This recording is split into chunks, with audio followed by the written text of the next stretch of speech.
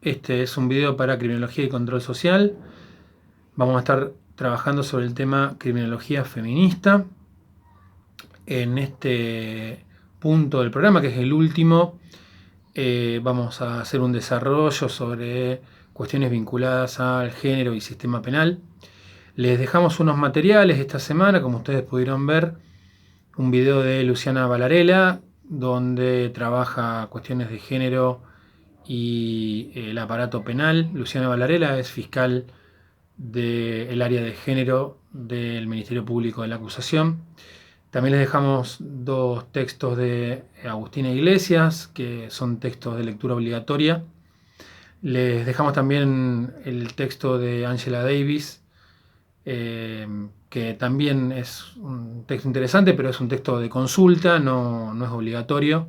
Lo tienen ahí para el que le interese, teniendo en cuenta además que Luciana en el video comenta algo sobre la postura de Angela Davis y el abolicionismo penal, ¿no? Entonces me parece que es interesante, el que le interese ahondar un poco en este punto, ahí lo tienen disponible.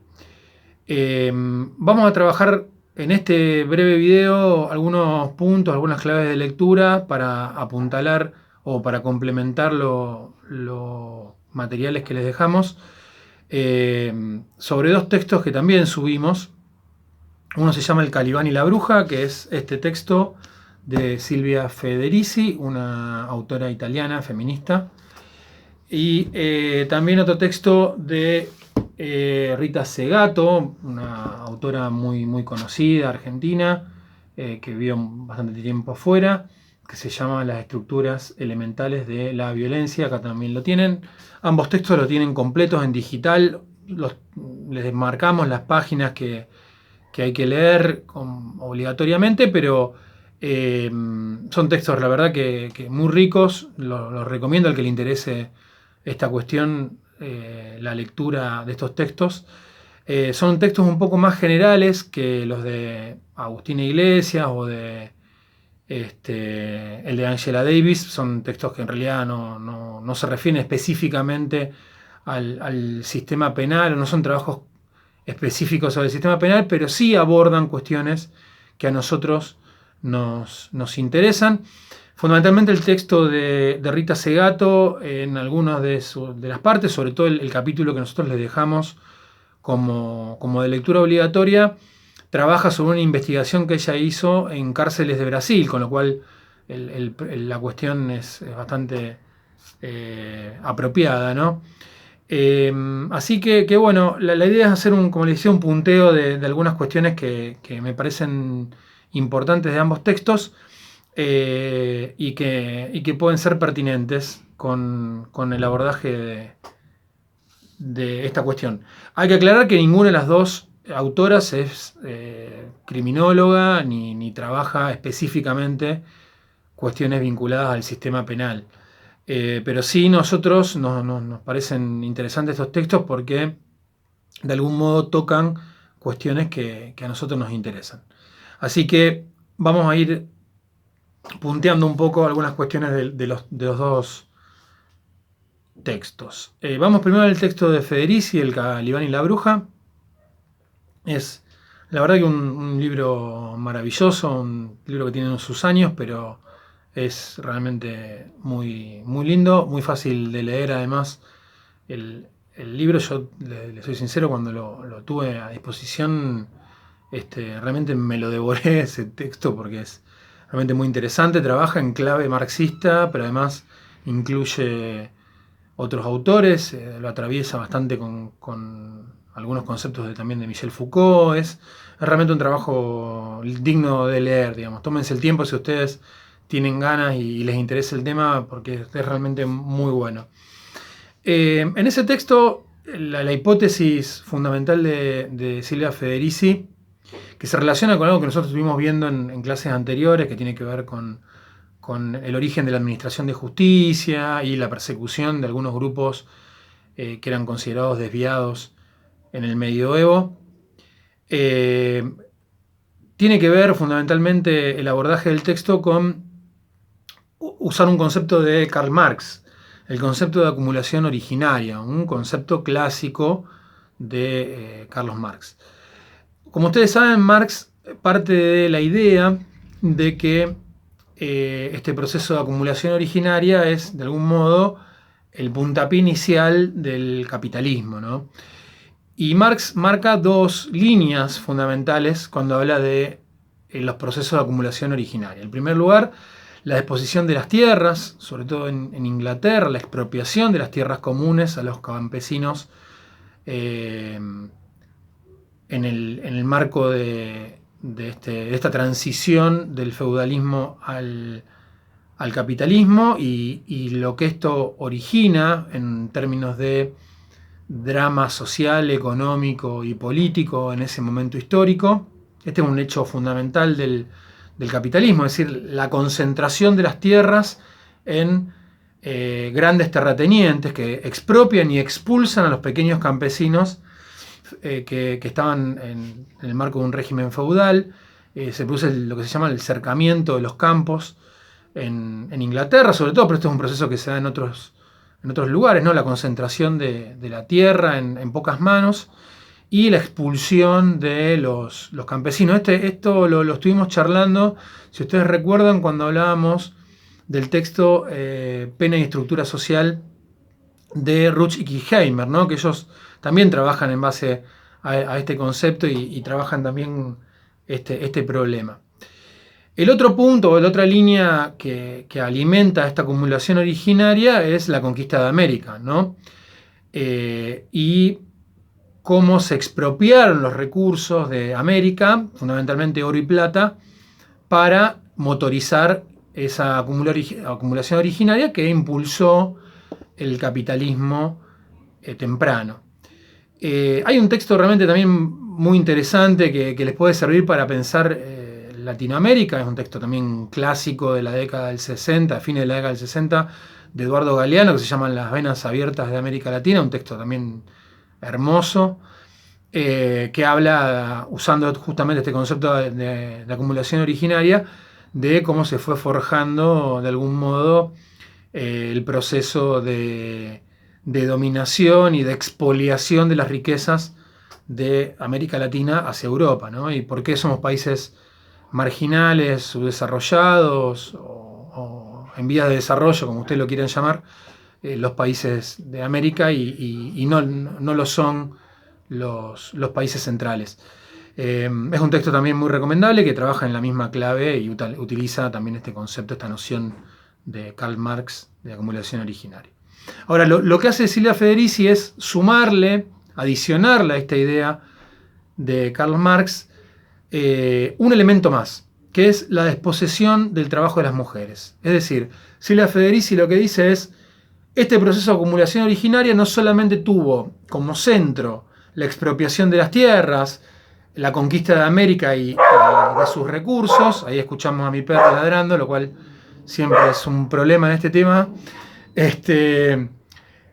pero fundamentalmente, además de estas cuestiones, aparece la desposesión del trabajo de las mujeres, como un tercer elemento que acompaña este proceso de acumulación originaria y que lo alimenta, como yo les decía.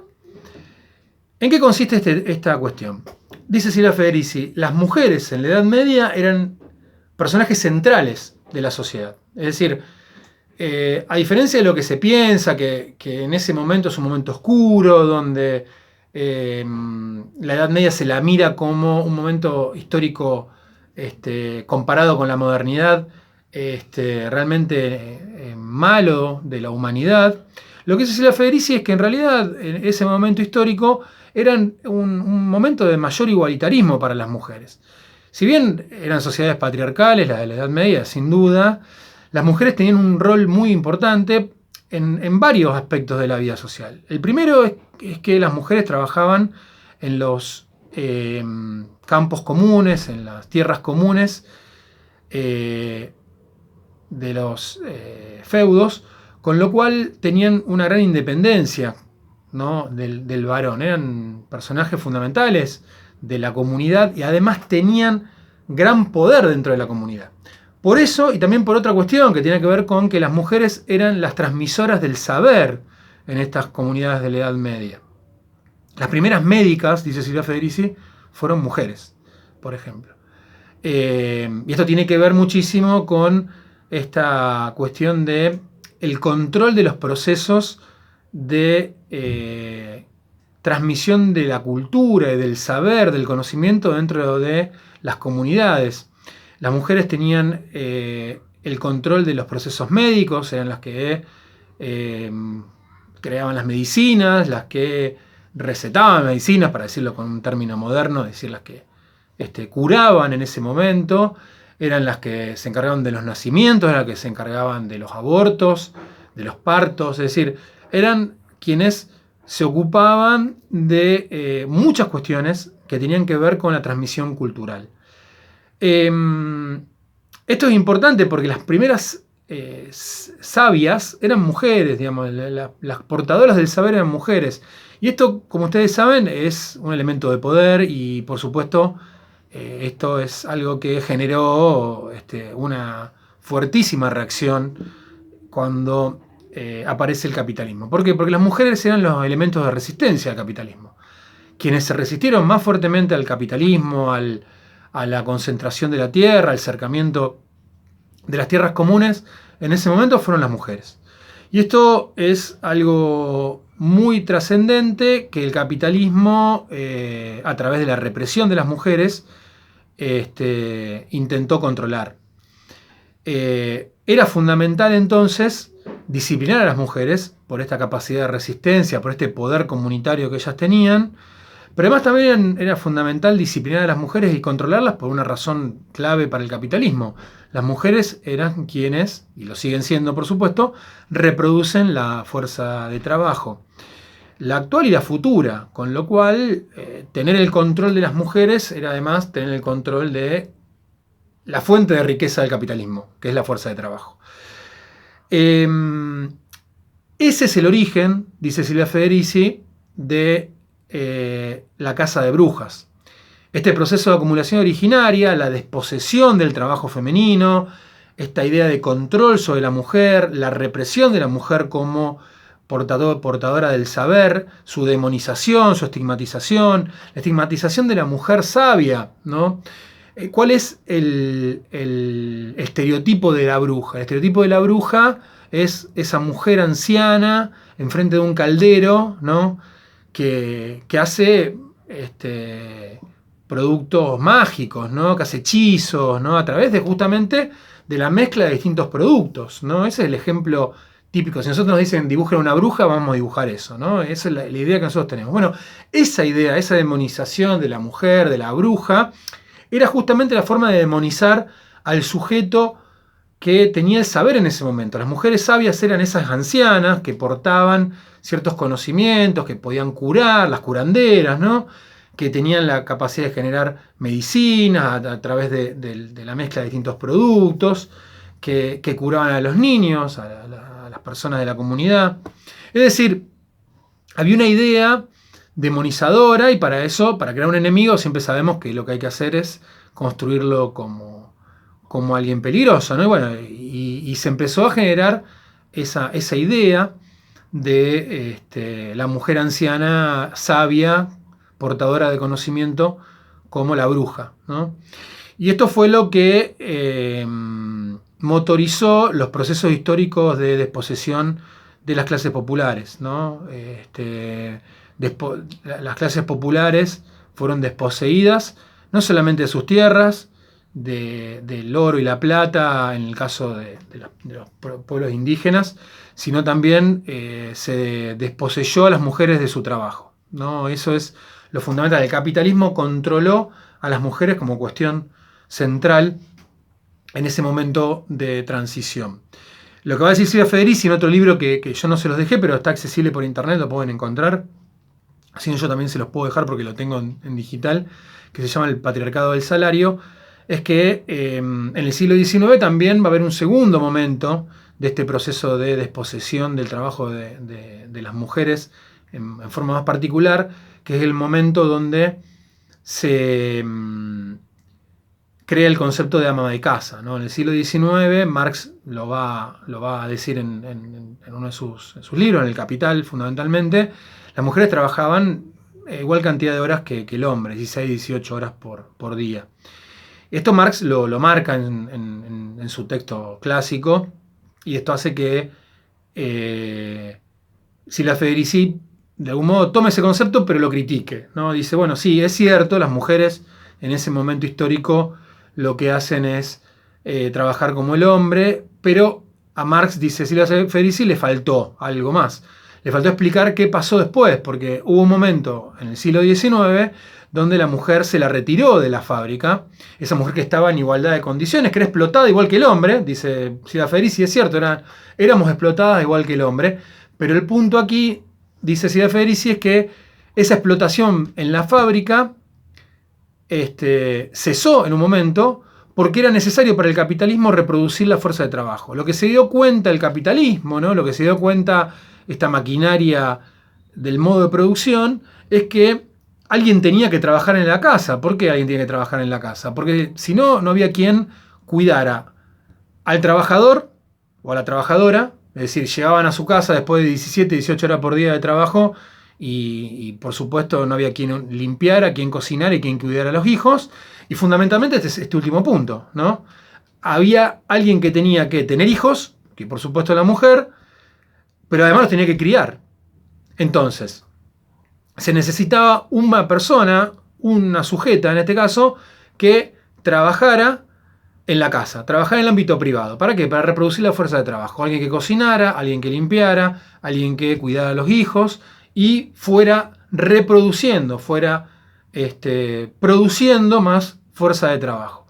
Para eso, y por eso habla del patriarcado del salario, Silvia Federici dice, se crea el concepto de ama de casa. Ahí es donde aparece esta idea del ama de casa. Por eso Silvia Federici, junto con otras feministas en la década del 60 y el 70, van a introducir la pelea, la discusión, la disputa por el salario para el ama de casa, algo que en la Argentina se habló en la década del 80 y que de algún modo se recuperó el concepto, y es un concepto realmente trascendente, en la jubilación para las amas de casa, ¿no? Cuestión que muchas veces no se reconoce y no se reconoce además la esencia feminista de esta idea, ¿no? Que tiene que ver con esto, ¿no? Porque en el siglo XIX, cuando se excluye a la mujer y se la envía al ámbito privado, se lo hace a partir de una cuestión bastante original, ¿no? El hombre empieza a ganar el doble del salario que la mujer por la misma tarea. Algo que además también hoy lo podemos ver, ¿no? Hay una reminiscencia de esa cuestión que aparece en el siglo XIX, porque obviamente a igual trabajo la mujer no cobra igual remuneración. Y esto tiene que ver justamente con una intención del modo de producción de mantener a la mujer dentro del hogar. Es bien interesante seguir analizando esta idea porque nos sirve también para analizar muchos cambios que nosotros estuvimos viendo en relación a la modernidad. Fíjense ustedes que la incorporación de la mujer al mercado de trabajo en forma muy masiva se produce fundamentalmente, y esto no es casualidad, con los cambios en el mercado de trabajo, ¿no? Y ahí aparece como menos trascendente el concepto de ama de casa. Y ahí aparece una cuestión que podríamos llamar incluso de doble explotación de la mujer, porque si bien puede existir una mayor incorporación de la mujer al mercado de trabajo, al ámbito académico, etc., sigue siendo la mujer quien tiene roles fundamentales de cuidado, y esto está además estudiado y hay varios trabajos sobre esto. En Argentina sobre todo hay toda una línea de trabajo de economía feminista, que incluso se está discutiendo hoy a nivel gubernamental. Ustedes saben que hay varias economistas mujeres de esta línea feminista que están trabajando en el gobierno nacional, que están impulsando esta idea de la remuneración de los trabajos de cuidado, bueno, de empezar a darle un valor a eso en términos económicos, que de algún modo es algo muy trascendente. Entonces, como ustedes pueden ver, la incorporación de la mujer al mercado de trabajo, si bien se produce masivamente, tiene sus cuestiones, ¿no? Tiene la cuestión de que la mujer sigue manteniendo las tareas del hogar como tarea fundamental o sigue cargando con gran parte de las tareas del hogar y además es remunerada de una manera menor que el hombre a igual tarea. Ese es un punto que me parece bastante central y que de algún modo aborda Silvia Federici en ese texto que yo les acabo de mencionar. Vamos al segundo texto, que es el de Rita Segato, que se llama Las estructuras elementales de la violencia. Vamos a ver un solo artículo, esto es un compilado de artículos en ese libro. Rita Segato en general tiene esa forma de escribir, no escribe textos sistemáticos, sino que más bien son ensayos que ella compila en distintos libros y bajo una misma temática, ¿no? Entonces, por ahí ustedes van a encontrar en ese libro, si lo quieren leer en forma completa, varias investigaciones distintas, varios temas distintos que a veces tienen un factor común que los relaciona, pero no se refieren en general a los mismos temas en términos esenciales. ¿Qué dice Rita Segato? Rita Segato va a trabajar sobre la cuestión de la violencia de género y va a discutir con algunas cuestiones o algunas miradas. Espérenme que tengo que encontrar lo que había anotado sobre este punto. Acá está. Va a trabajar sobre algunas cuestiones que tienen que ver sobre la discusión sobre la violencia de género, el origen de la violencia de género. Dice, bueno, ¿por qué hay mayor cantidad de mujeres muertas en este momento histórico donde paradójicamente hay una ampliación de derechos hacia las mujeres, hay movimientos de mujeres muy fuertes que disputan el lugar de la mujer en el espacio social? Es decir, hay todo un debate que no existía hace 30 años atrás, ni 20, ni 10 años atrás, la verdad. Entonces, Rita dice, bueno, pero esta ampliación de derechos, esta discusión, esta mayor toma de conciencia, ¿por qué por qué hay por qué hay mujeres muertas que antes?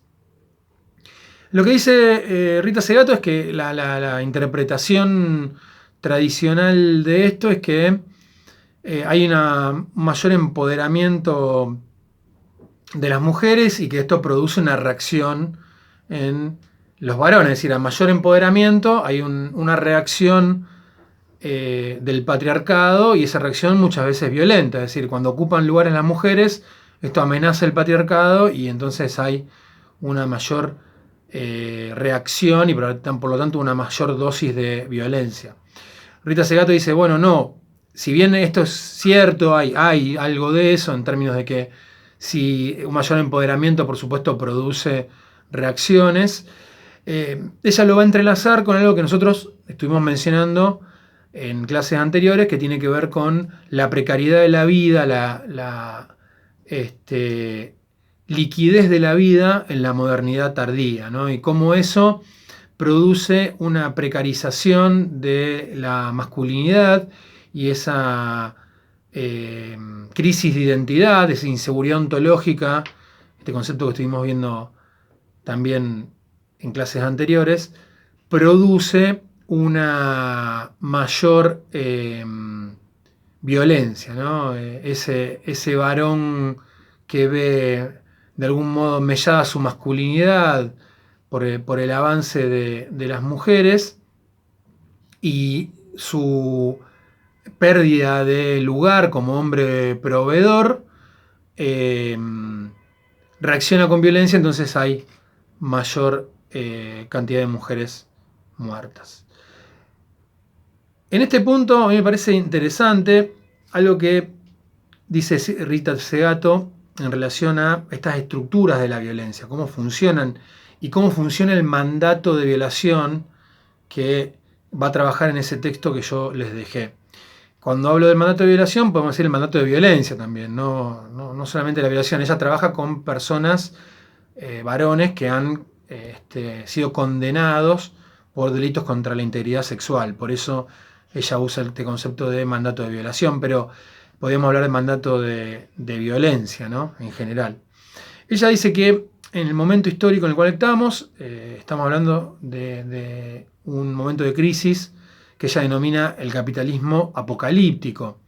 Este capitalismo apocalíptico es un capitalismo predatorio de todo lo vivo, dice Rita Segato, que expolia tanto a personas como a recursos naturales y para eso cosifica todo lo vivo, ¿no? Y eso en un punto decanta en mayor violencia de género, porque esta predación de lo vivo también se refiere a la predación de las mujeres. Ahora lo vamos a ampliar un poquitito.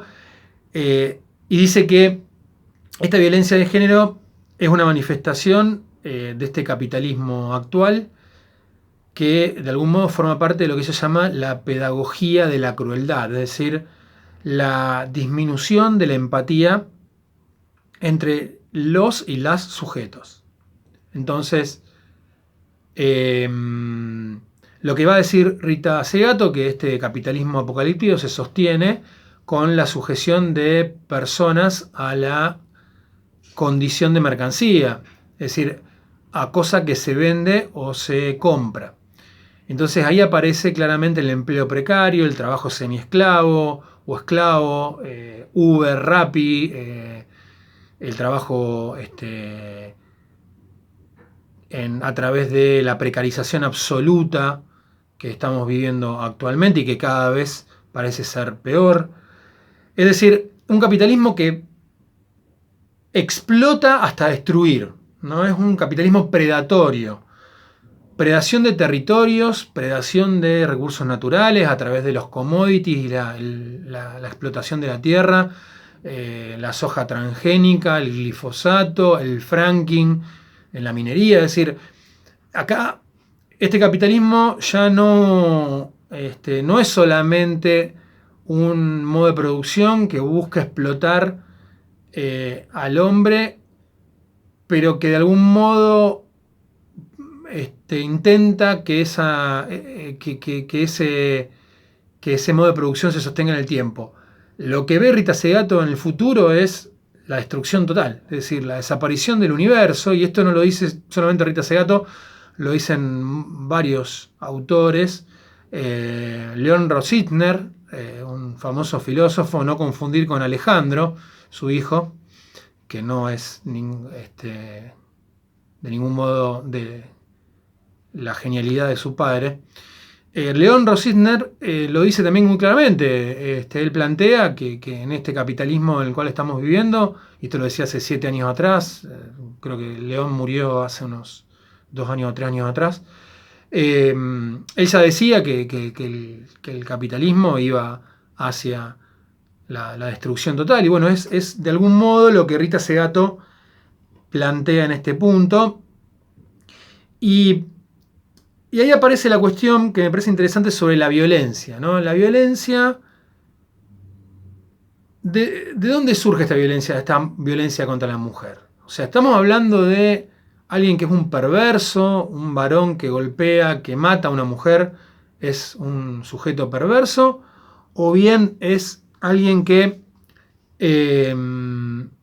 está bajo una serie de procesos estructurales. Y esto es lo que Rita Segato va a decir.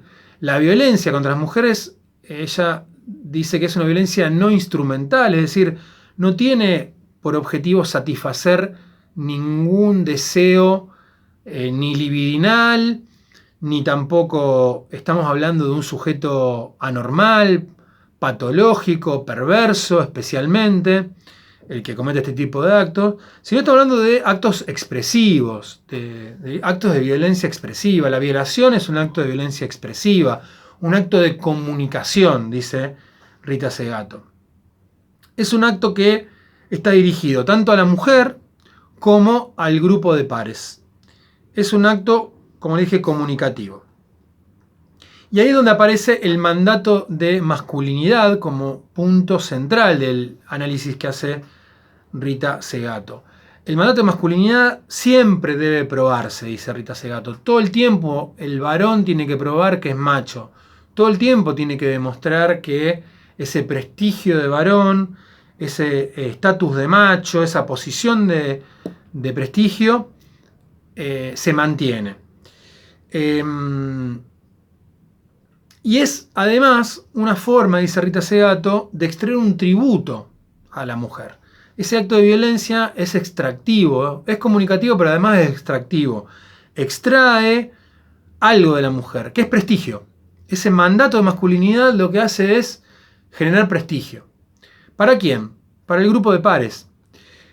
Pensemos en cómo nos han criado todos los varones, ¿no? Tenés que ser el macho, te la tenés que aguantar, no tenés que llorar, tenés que agarrarte a piñas si alguien te ofende de alguna manera, tenés que ser un ganador y conquistar muchas chicas. Es decir, todo se mide en términos extractivos, ¿no? De violencia en un punto, ¿no? De conquista, de expropiación de algo para tener prestigio, ¿no? Algo con lo cual cargamos también los varones, ¿no? Cargamos sobre nuestros hombros con el peso de ser el hombre proveedor, de ser el macho, ¿no? De tener muchas chicas. Es decir, en todo hay también una cuestión que, de algún modo, si bien genera privilegios para los varones, también produce un peso y una afectación, que eso lo habla también Rita Segato muy bien. Los hombres también son víctimas del machismo y este mandato de masculinidad. Piensen ustedes en cualquier chico de una escuela que no reúne las características de este macho valeroso y matón que resulta ser el estereotipo del varón que tenemos todos incorporados, ¿no? El bullying, las situaciones de humillación que un niño varón sufre por no tener estas características. Esto me parece muy interesante y es un análisis que realmente nos sirve para pensar el problema de la violencia sin simplificarlo. Ella lo complejiza. Vamos a ver entonces que Rita Segato trabaja sobre dos ejes que me parecen interesantes destacar. Este acto comunicativo de la violencia, por un lado, tiene un eje vertical y por otro lado un eje horizontal. Son dos mensajes distintos, dice Rita Segato. Un mensaje que corre por una vía horizontal y otro que corre por una vía vertical. La comunicación vertical, el mensaje vertical, es una comunicación hacia la víctima, hacia la mujer. Es decir, la violencia funciona como sanción disciplinaria, como forma de subyugar, como forma de doblegar a la misma, de mostrar fuerza, de mostrar potencia hacia esa mujer, vulnerándola, feminizándola, dice Rita Segato. Por eso también hay actos de violencia que feminizan a varones. O sea, hay varones que son feminizados por actos de violencia. Por ejemplo, la violación dentro de las cárceles. La violación dentro de las cárceles no es un acto de deseo sexual, ¿no? Un acto de reemplazo del sexo que se tiene con una mujer. Es decir, para que ustedes se den una idea, voy a profundizar un poquito esto porque por ahí estoy dando por sentado algunas cosas.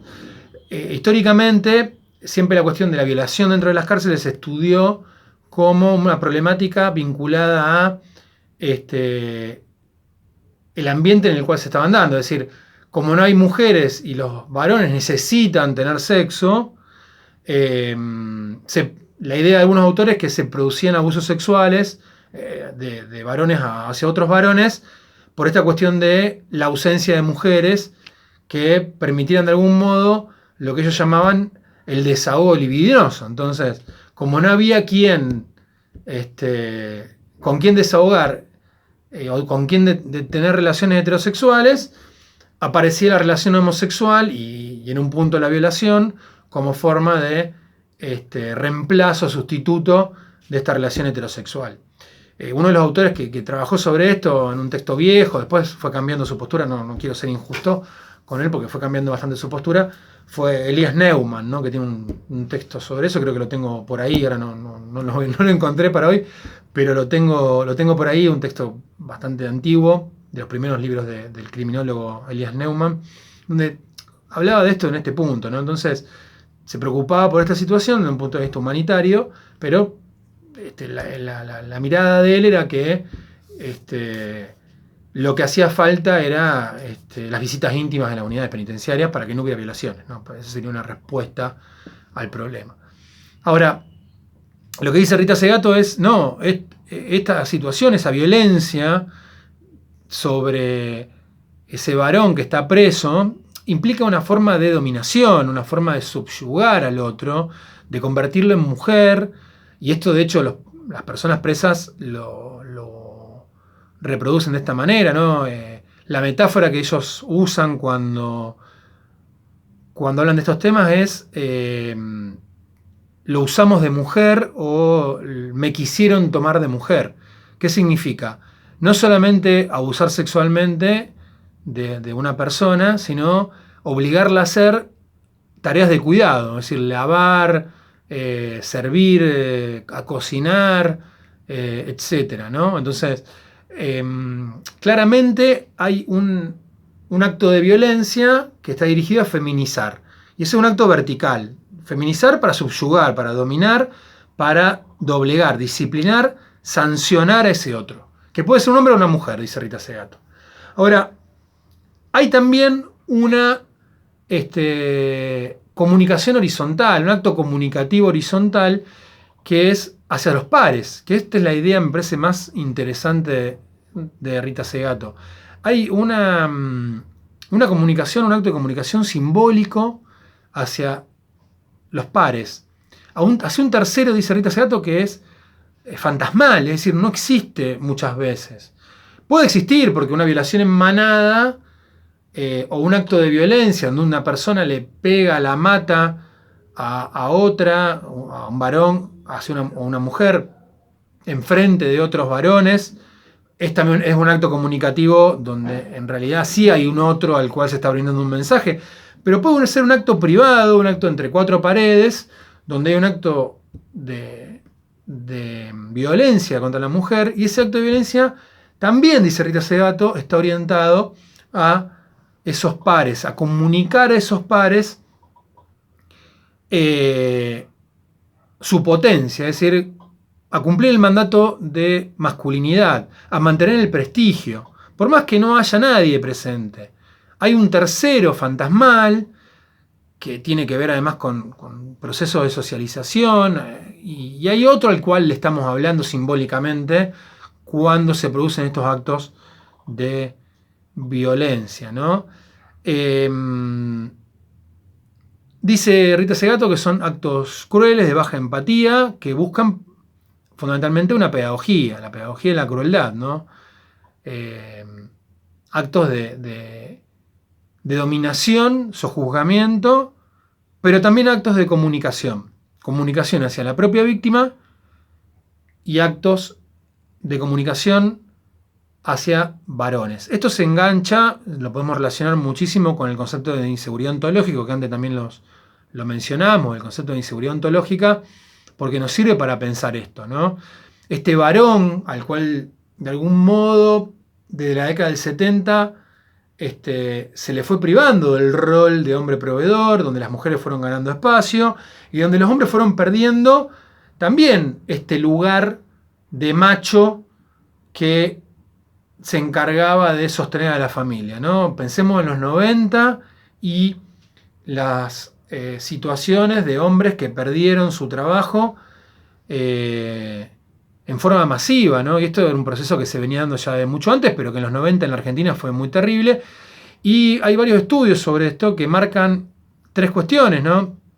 Una, que a partir de este proceso aumentaron fuertemente las consultas a los psiquiatras, aumentaron los suicidios también, y fundamentalmente aumentaron los actos de violencia contra la mujer. Hay estudios también a nivel mundial donde se demuestra que en momentos de alto desempleo masculino aumentan los casos de violencia contra la mujer. Y esto tiene que ver con algo que dijo Rita Segato también y que se los había comentado yo antes. La fragilidad y la precariedad de la vida actual, donde el hombre ha perdido ese lugar y donde para recuperar prestigio y cumplir con ese mandato de masculinidad, toma la vía, toma la batuta, de algún modo, de usar la violencia como una forma de construir este prestigio hacia sus pares, ¿no? De recuperar ese prestigio perdido, si se quiere, a través de estos actos de violencia.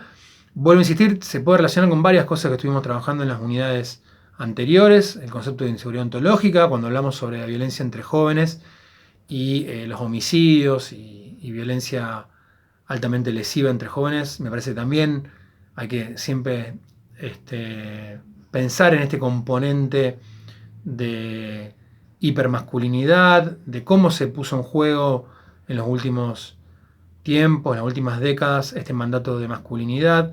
Lo trabaja también Philippe Bourgois en el texto En busca de respeto, también lo pueden encontrar varios de estos conceptos que se relacionan con lo que Rita Segato trabaja en este texto. Así